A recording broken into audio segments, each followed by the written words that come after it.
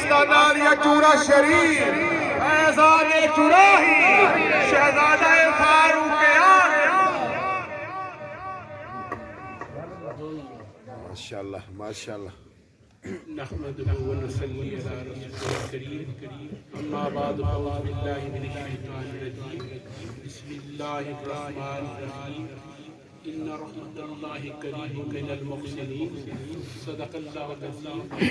حاضرین محترم، آج کی یہ تقریب سعید حاضری کی تقریب تھی. ہم سب لوگ اللہ کے ان مقربین کی بارگاہ میں اپنی حاضریوں کو پیش کرنے کے لیے حاضر ہوئے.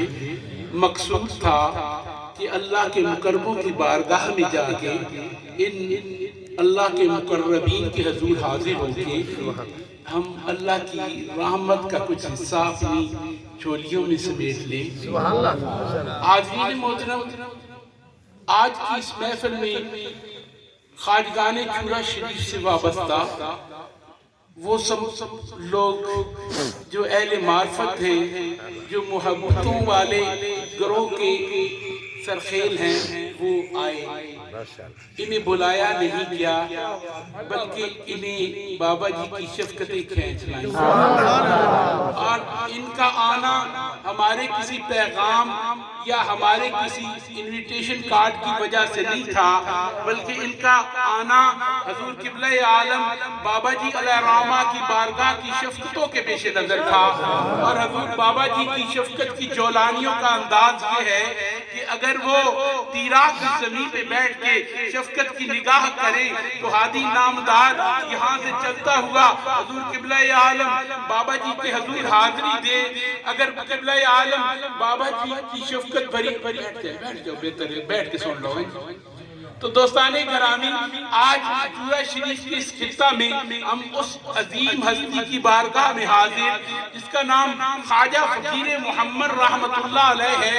وہ ہستی اگر چورا شریف کی زمین سے ان کی اس شخصیت کو نکال دیا جائے تو یہاں سنگلاخ چٹانوں کے علاوہ، یہاں ایک سنگلاخ زمین کے علاوہ، ایک بے آب و گیا خطے کے علاوہ کچھ باقی نہیں رہتا. دوستان گرامی، یہاں پہ یہ جتنی بھی خوبصورتیاں ہیں، جتنی بھی رانائیاں ہیں، جتنے بھی روحانیت کے فیوز کے انوار و تجلیات ہیں، یہ اسی ہستی کے مرہون منت ہے جن کا نام نامی حضرت خواجہ فقیر محمد رحمت اللہ علیہ ہے. تو دوستان گرامی، حضور قبلہ عالم بابا جی کے پہلو میں بیٹھنے کا مقصود صرف اور صرف تقاریر کو سماعت کرنا یا صرف اور صرف چند گھنٹوں کی محفل کا انعقاد کرنا نہیں. مقصود یہ ہے کہ ان کی تصرفات، توجہات، عنایات اور شفقتوں کو حاصل کر لیا جائے اور ان کی عنایات سے اپنی جھولیوں کو مالا مال کر لیا جائے اور ان کے خصوصی التفات بھری نگاہیں حاصل کر لی جائیں. تو دوستان گرامی، اسی مقصود کے لیے آپ سب لوگ تشریف لائے.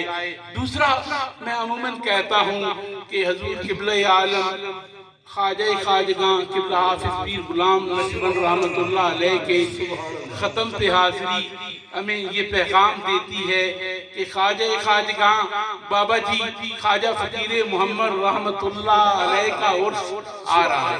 سبحان اللہ سبحان اللہ. آج بھی یہی پیغام لے کے ہم برے صغیر کے طول و عرض میں جائیں گے کہ خواجہ خواجگاں قطب زمان حضور بابا جی خواجہ فقیر محمد رحمت اللہ علیہ کا عرس، اس کی آمد ہے. تو ہم نے ابھی شاہ صاحب سے مل کے یہ طے کیا کہ رمضان المبارک کی آمد ہے اور ہماری پرانی تاریخ جو پہلے جس پہ ہم عرس کا انعقاد کرتے تھے وہ رمضان المبارک کی وجہ سے اس پہ ہم نہیں عرس کا انعقاد کر سکتے. تو انشاءاللہ العزیز ہم خواجہ خواجگاں بابا جی رحمت اللہ علیہ کے عرس کو عید کے فوراً بعد 13-14 اپریل کو منائیں گے۔ 13 اپریل کو انشاءاللہ قافلے چورا شریف کی زمین کی طرف رواں ہوں گے اور 14 کو انشاءاللہ دعا ہوگی۔ 14 اپریل کو انشاءاللہ دعا ہوگی۔ اب یہی پیغام ہے، اللہ پاک آپ سب کے سفر بخیر فرمائے اور آپ سب کو خیریت سے اس سفر کو تکمیل تک پہنچائے۔ اب ختم ہوگا، ختم کے بعد دعا ہوگی، دعا کے بعد انشاءاللہ العزیز لنگر ہوگا اور اس کے بعد قافلے رواں ہوں گے۔